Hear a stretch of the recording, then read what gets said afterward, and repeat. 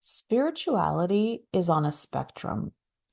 We cannot compare my practice to your practice, to her practice, to his practice. That's the beauty of spirituality, but that's also the shadow side of spirituality. We're each on our own journey and where we're at. And sometimes I have sensed and felt and heard people that like to use this hierarchy of feeling that they're more superior in their spirituality because they've had more of an awakening, they've read more text, they've done more practices and modalities. And that's really unfortunate. And if you encounter anybody like that, just know they're not as evolved as they think they are. Because anybody that has been through any spiritual awakenings and in their spiritual journey should know that we're all in our own place and we're all doing our things in our own timely manner. And so when we're on this journey and there's this spectrum, it's really difficult to want to compare. It's difficult when you're looking at somebody who feels more advanced than you, whatever that may be, that maybe someone's just more educated or has more knowledge. And it's just it is what it is. We learn from each other and we don't ever want to compare. And just know that you may have things that you know really well that you may not even realize, or that you've gone through and experienced, and you have this deep sense of wisdom that others don't. So we can't compare. But just know that it's always on a spectrum, and that spectrum can go wide and it can go in depth. And there's always this sense that there's more. And here's another conundrum where it's not that you want to keep seeking out these resources and all of this text and knowledge, although there is something beautiful about having all of that wisdom and knowledge, but there's a lot of it that's already inside of you from all of the experiences that you've had. It's just a matter of you being able to reflect on them and to pull out and excavate that wisdom. And then when we read the text from sages and spiritualists and gurus, they resonate even more because we already have felt that. We already understand that sentiment because we've seen it in our own past.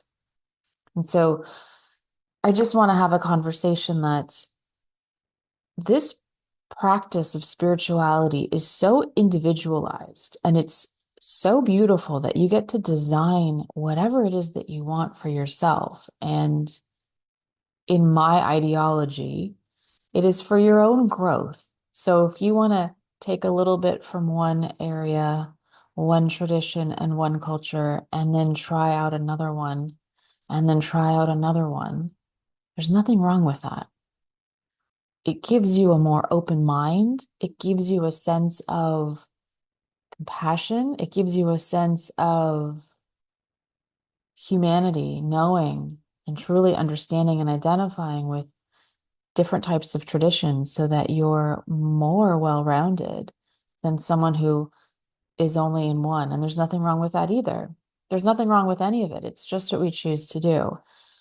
But sometimes there can be some stigma if we go and we do a little Hinduism and Buddhism and Judaism and all these different things, Islamism, Catholicism.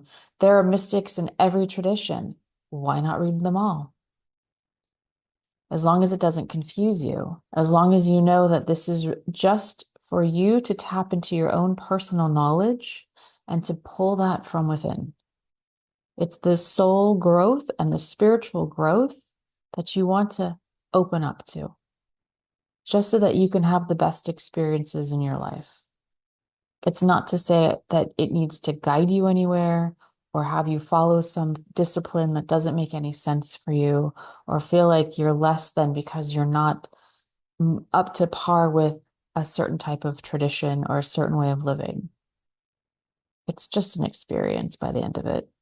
It's so that you can look back and feel like you fulfilled the things that you wanted to fulfill, that you possibly leave this earth not wondering what if, but feeling good that you did do, that you did explore, that you understand more in depth from what was, and that you can really leave peacefully and that you can have as many experiences as possible as you'd like, and that you can create your own level of spirituality. I think that being a creator is one of the best ways you can walk that path of spirituality because it's really you tapping into your insightfulness, your inspiration, you're walking with spirit. You're taking those ideas that have been given to you and you're putting them out in the world. And you're moving through all of this life cycle, all of these different emotions and this roller coaster, this sort of ebb and flow, these hills and valleys of highs and lows of what it's like to be creative, to be a creator, to understand having this epiphany of an idea and then working and laboring with materials and seeing how that translates and how your growth is in between the top of the mountain to the bottom of the barrel and getting something out into the world that you can say is yours, that came from nothing, and see that life path, see how you move through that.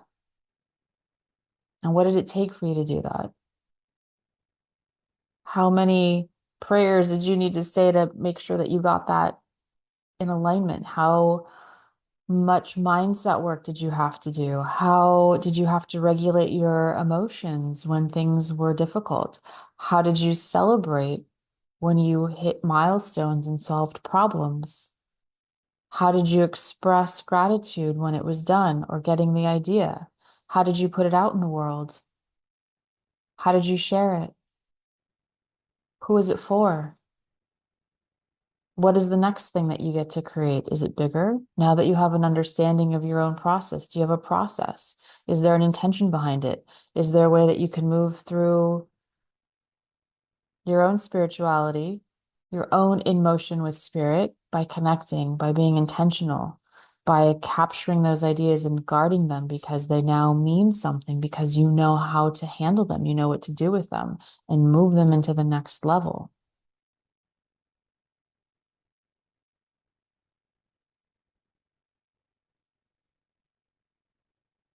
It's always on a spectrum. And sometimes we may be very invested and involved in our creative spiritual practice, and other times we may fall back. We may need to take a rest. We may need to live life a little bit and do more and be in the moment more. And then we go back to contemplating what that is, and we can pull from those experiences that drive us to be creative in other ways. How are we letting that energetic cycle and that ebb and flow move through us so that we're always in alignment with our natural inclinations and our natural cycle? How are we showing compassion for ourselves no matter what's going on? How are we showing self-love? How are we building confidence? All of these come through in the creative cycle. All of these are tones that we want to hit within our own spirituality as we take these beautiful teachings from others within ourselves and then apply them into the real world. And then we start to create things that come from a higher frequency, a higher vibration from source.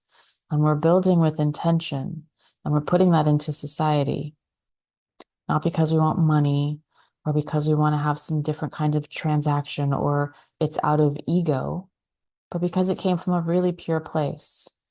And while ego is important to have because you need it to drive, and there is such a thing as healthy competition, and we do have a marketplace, and there's a real world that we need to engage with. We're just very clear about our intentions and how we're moving through, and the authenticity in which we're moving, and why we do the things that we do, and what becomes fulfilling for us is important, as opposed to obligation or trying to get something out of other people, situations, and only being in the material world. It doesn't really work without having some higher connection, in my opinion. Your spirituality is on a spectrum and it ebbs and flows. and have compassion with yourself no matter where you find yourself in that place, whether it's highly active or recessive. It doesn't matter. As long as you have the intentions correct and you're in alignment with what it is that you want to do, you're in the right place, always. Thank you so much for being here. I appreciate you spending time with me. I love you all, and I will see you in the next one. Take care. Bye.